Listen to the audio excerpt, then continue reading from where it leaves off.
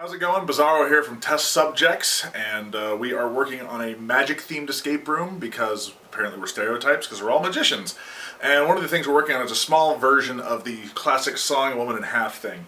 I have already sawn a woman in half, as you can see here. I did make sure to close my garage door because I didn't want somebody wandering in and just wondering why I'm cutting dolls in half, because that might be a little creepy. Anyway. So now we are getting this ready to go into this box that I have 3D printed here. This is the box that will be separated for the puzzle, just like this. And right now I'm going to be hiding a magnet inside of her butt. So one of the first things I'm going to do is I'm going to use my handy dandy trusty rotary tool. And I'm going to cut out the inside of these things, which, who knew Barbie dolls were so incredibly intricate on the inside here, as you can kind of see there. I got to cut out all of this to get rid of it. So I'm going to do that right now.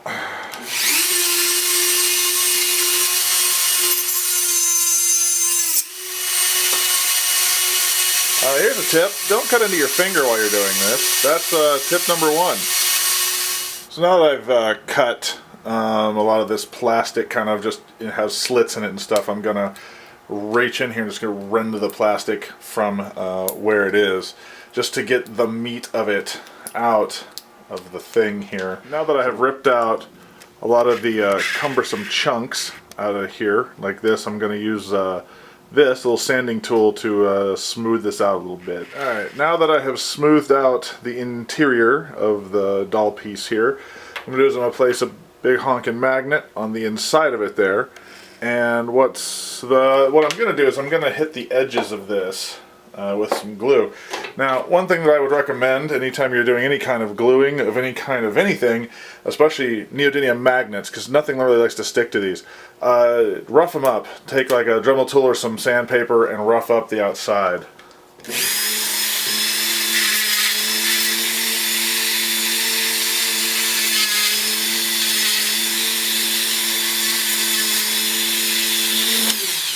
In this situation, I actually only need the edges kind of roughened up right now, and I'll show you what that looks like up close. You can see how that I was taking off some of the metal off of that there, made it rougher like that. So what I'm going to do is I'm going to take some of my Gorilla Super Glue and I'm going to put it on the edges here, like this. Place some on the other edge, trying desperately not to get it on my fingers, but it's going to happen anyway, like this. Now I'm going to place this inside, because this magnet is only touching in two spots really right now. It's only touching the top and bottom. The sides aren't touching anything, but I'll fix that in a second. But first I'm going to secure this in place by using a mixture of super glue here on the top and bottom. And the one thing that's interesting about Gorilla Super Glue is it has some elasticity to it. It's not as brittle as other cryocyanates, however you pronounce that, super glues like that. But if you pick up some of this stuff, which is called Zip Kicker, it makes super glue dry a lot faster. Probably don't want to spray it near the bottle of super glue. Just a little like that. And now that will cause the super glue, in there, the CA, if you will, to harden a little more and a little faster. Now what I'm going to do is I'm just going to glue in from the sides here. I'm going to push this in, put some of that in, just hit it from all the angles like that, securing it in place. You know the fun trick I learned? Here, if you turn a can of air duster upside down and shoot it at the the hot glue, like this, the incredibly cold air that's coming out of this will pretty much instant cure the hot glue. Now I can touch it and everything, and it's pretty rigid. I still let it dry for a little bit because it's still warm, but this will give you the chance to just let it do its thing. Here's a little piece of advice. Should you ever find yourself in a similar situation trying to saw a Barbie doll in half and put a magnet in its butt, don't put the butt on the front. There's the front of her feet right there, and there's her butt. Apparently I have glued her butt on backwards. So here we go with the screwdriver. Now that I've given her a buttectomy and put it back on straight again, what's going to happen is I'm going to fill the insides of these dolls with a expanding rigid foam, so that way people can't get inside of it and get to the candy-coated magnetic inside of the doll. And then I will begin working on polishing, sanding, and making the 3D prints look pretty. So one of the things I want to talk about these 3D prints that I made here. Originally, I had made made some boxes. I was going to make it out of wood, right, out of some 1/4 inch MDF. And after a while, I started looking at it and going, this is just going to take a lot of work to make this look nice and solid and paint it and everything like that. And then I realized, oh wait, I have a 3D printer. Why don't we just make the stupid thing all one piece? That'll be easy to paint, and after I do some sanding, you paint it, and it's very sturdy. What I did, I used an infill of triangles on the inside of this box to make it very sturdy, and it should hold up to some fair abuse. Now this will not be able to be handled by anybody in the escape room. They won't be able to pick it up and squish it or drop it or anything like that. It will be affixed to a base. So the chances of somebody just like they're going to have to want to break it, and at that point they're going to be in trouble because they're going to have to snap it or something like that. So this one, as you can see, I've already begun sanding down on the sides here to get rid of some of the ridges that are on this guy here. This one's not too bad, which is nice. Yeah, this after some sanding and a little bit of paint, this thing will look pretty nice. Going to put a nice black glossy finish on it. And then add some red highlights to make it look like a proper magician would have if they were like a normal magician.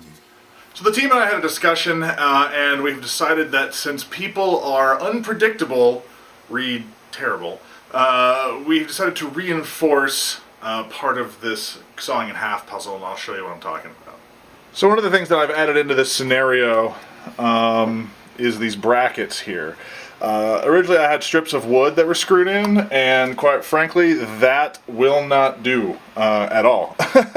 And so this has all been reinforced here, and it's made it more secure, which is nice. And it also, if somebody tries to pull this apart, chances are they won't be able to do it. One other addition I made is this. This is a normally closed reed switch, and here's a magnet. It is not permanently affixed. It is a super strong, and that was my phone, this is a super strong silicone coated magnet right here. Nobody should be able to get up in here and get this. They won't even know it's here, so I have no reason to secure it down. It is just very securely, like I can barely move it off of here. But what it does is it also allows me to kind of adjust where this activates. But the reason for this is these guys here are not 100% duty cycle, and what that means is they are not happy being activated in their activated state for long periods of time. They actually get very, very hot. All of the solenoid things like this, when they are like this, start to get really warm, which is bad, not just for the puzzle but for the lifespan of the component. So what I have added is, as this gets slid open, this magnet will then break this circuit and cause these to come to rest, and when you slide it back to reset it, these reactivate and everything like that. So this should be the final state of this puzzle, and I will show you how it works. So we have our handy dandy cut in half girl. Oh no, I've been cut in half! Ah, I am beside myself! Haha! Alright, anyway. So this goes in here, like that. Nothing happens. Nothing. And when you do this, nothing happens also, because I have not turned on the trusty handy dandy test block here. So, turn that on. There. Now, when I put this, she's got a washer on her butt. That's not good. I'm going to put this here. You can hear those activate. And now that'll enable me to pull, there we go, enable me to pull these apart like that, and you'll hear it unactivate right there. So that lets us now reach in, pull out what is needed on the inside. And then when it gets pushed back together, you'll hear it reactivate like that, and then boom, pull these out, wiggle them a little bit, and they are reset and good to go. So there you go, a little sneak peek behind the scenes of how we make some of our puzzles here at Test Subjects. If you have any questions, clarifications, or just want to see something in particular, shoot us a message either here or on our website, youcan'tescapeus.com. And we'll have more of these coming up soon, so stay tuned.